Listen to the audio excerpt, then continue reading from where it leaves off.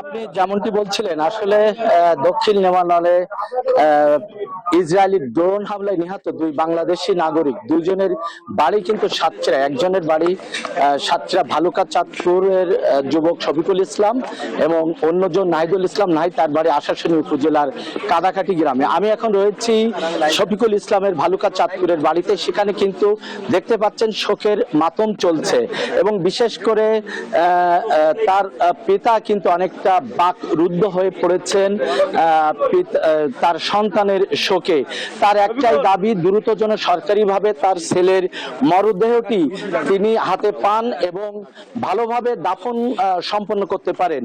আর ইতিমধ্যে এখান থেকে 2 মিনিট আগেই সাতক্ষীরা সদর উপজেলা নির্বাহী কর্মকর্তা অর্ণব দত্ত তিনি এসেছিলেন নিহতের এই পরিবারের খোঁজ খবর নিতে এবং তিনি আশ্বস্ত করেছেন যত দ্রুত সম্ভব সরকারিভাবে শফিকুল ইসলাম এবং নাহিদুল ইসলাম নাহিদের মরদেহটি দ্রুত যেন সাতক্ষীরাতে তাদের পরিবারের কাছে হস্তান্তর করা হয়।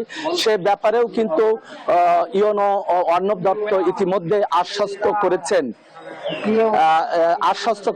আর বিশেষ করে নাহিদুল ইসলাম নাহিদ তার বাড়ি পার্শ্ববর্তী এখান থেকে 10 কিলোমিটার দূরে কাদাকাটি।